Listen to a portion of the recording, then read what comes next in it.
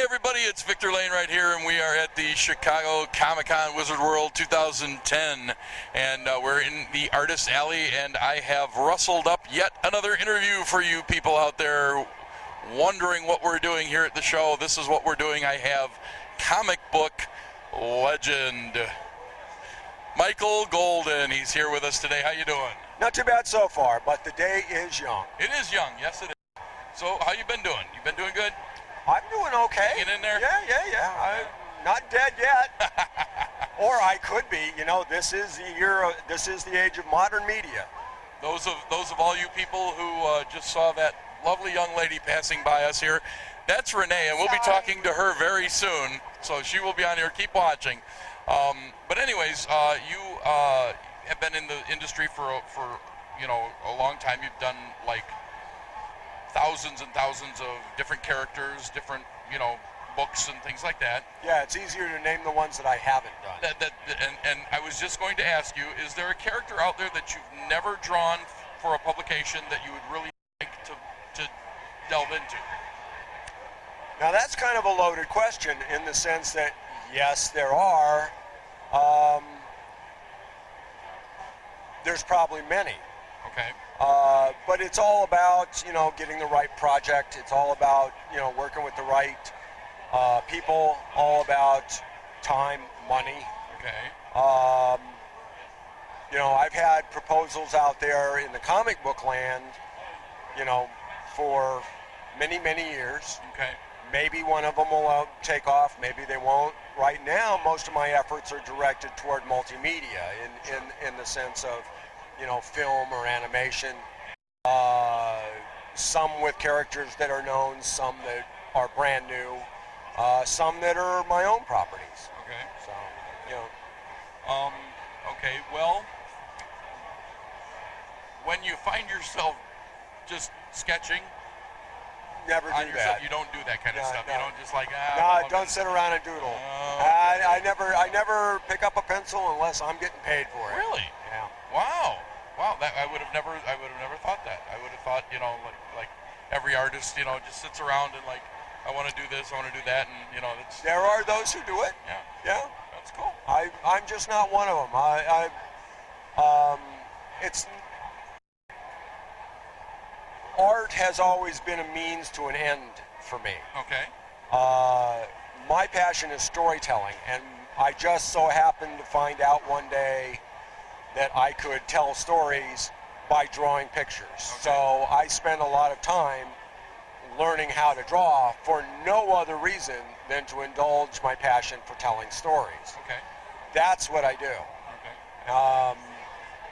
Beyond that, drawing is not even remotely a hobby. Okay. It's what I do for a living. So, okay. if I'm doodling, it's doodling toward an end. I'm doodling on a book, right. All right. And clean up the mess afterward. Yeah. You do have a new book that just came out recently, and you had a sketchbook that was available for the last couple years. Right, and the orange book, or the red book. Right. This is the volume 2. Right, this is brand new. This just came out, limited edition. There was only 650 copies of this. Okay. Considerably less now. Yes. This just came out in, I'm going to say March. Okay. March or April. So, okay. Brand new on the stands, folks. And now this is is this also available through your website, or something they have to get you at a convention to? I think you'll have to ask Miss Witterstatter on that one. We'll take care of that in her interview then. Okay. She's the publisher. She's the boss. She's the one who designed it, put it together. I'm the grunt.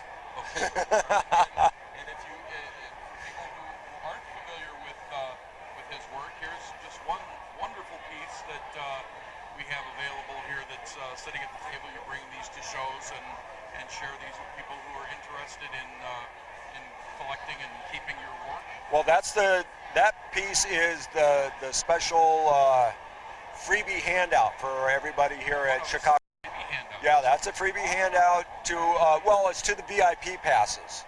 Not to everybody. It is exclusive. You have to be somebody to get something, That's right. guys. Yeah, you have to smooch the right posterior. Okay, well, it's very cool. It's very cool to see that you're still here at the conventions. You've been coming here for a while to Chicago. Yes. And you really, I know you like Chicago show. This is a great place to meet the fans and stuff. Tell us a little bit about some of your new work that you have coming out, aside from the villains and Heroes and Villains 2. Okay. Well, I think I may have mentioned this in the last interview. I'm working on an RPG game with an outfit here in Chicago called Neurobellum. That's ultimately going to be published by Soleil in France. I'm pretty sure I mentioned that in the last interview, but if I didn't, there you go. There you go. That one is on my boards right now. I mean, that's the big priority that's on my boards right now. In fact, I worked on it on the train on my way out here. Okay. Hold on a second. Will it catch? Okay. Yeah, but it's me hearing myself that's the problem.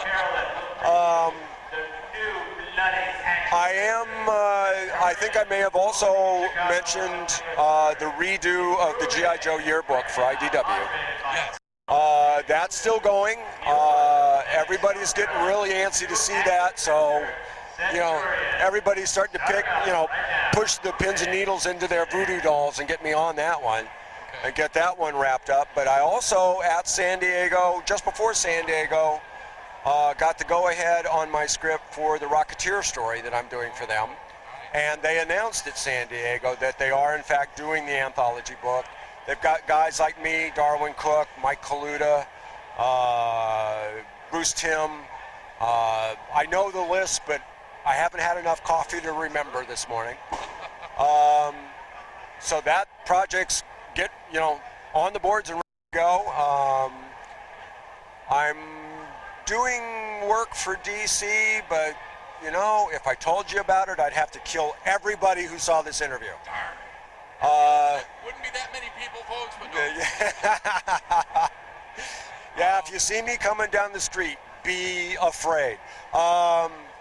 Same thing with a couple other projects. I just signed a non-disclosure with somebody else that is going to be a very big surprise to everybody. Probably something that's not so much of a surprise, seeing as how the first issue came out. I've been working with Neil Adams. Of course, I've known Neil forever, and just managed to sneak in a couple pages on his Batman Odyssey thing, and may be involved in that a little bit more as it goes on. Hopefully so. I'd love to, I had a lot of fun on that double-page spread that I did. It'll be fun. It would be fun to do more. And let's see, covers for Marvel, of course.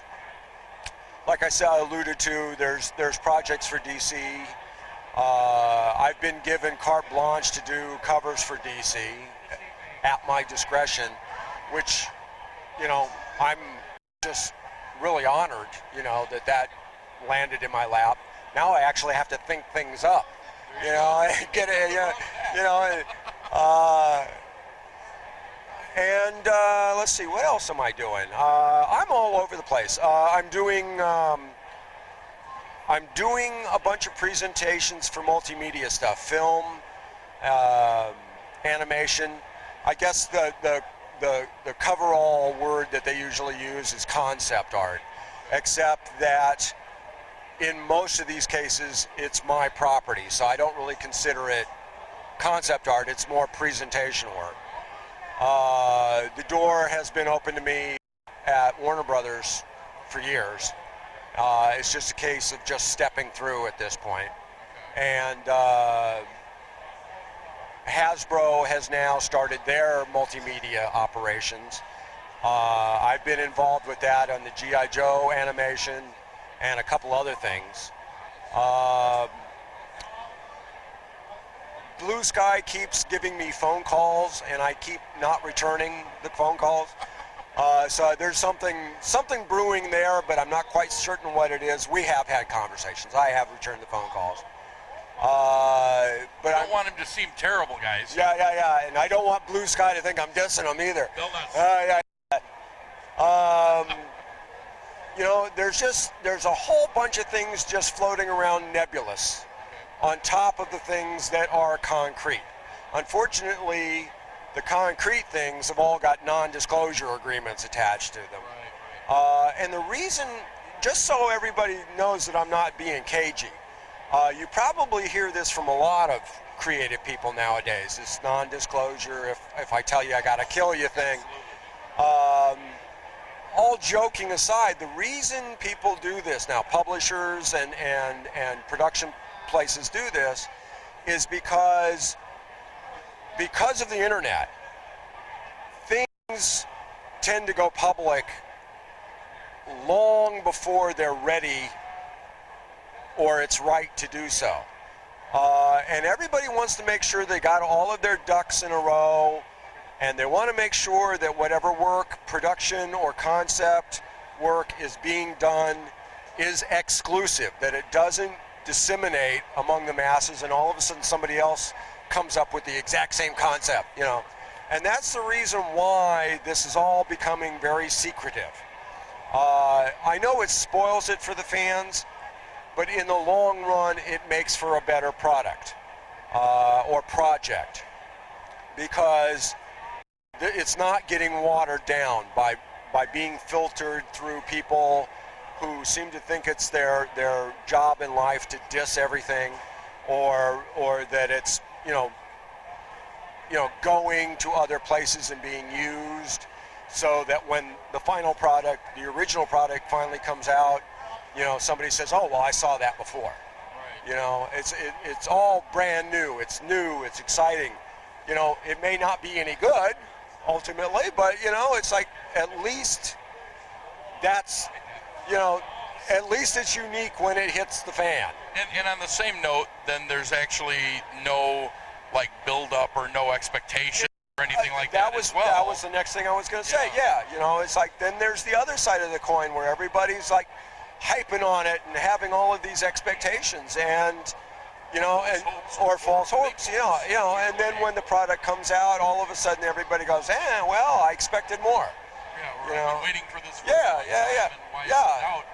The concept art was great. You know, why does the film suck? Yeah. You know that sort of thing. That's happened a lot lately in the film industry too, with a release like a trailer and people get all you know whatever and stuff. They're just like a little blurb, and then the movie comes out, and what was that?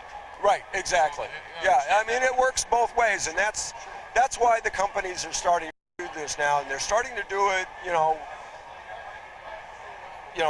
very iron fist-like, you know, and because we're all one big family. We like to talk about things, you know, we like to share, you know, and it tends to compromise the effectiveness of what we're doing, of what we're trying to present to the fans and to the public. And you know what? This also proves another point. You have so much stuff on your plate right now that you don't have time to sketch and doodle. Well, there you go. Boy, that conversation went full circle. Really good, man.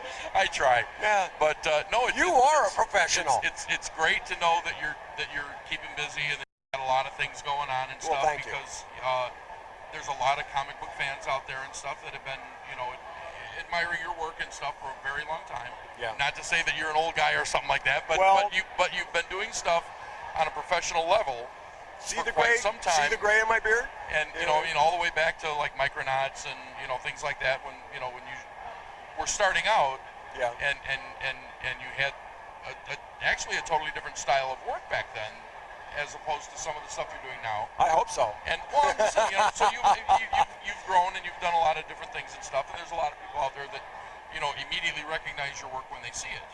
Well, I work very hard at evolving what I do. Again, this is what we were talking about earlier, in the sense of not doodling, and that I only work, I only draw when I'm getting paid or whatever, is that I make the effort to make everything I do job exclusive. If I'm drawing funny animals one day, I do it that way.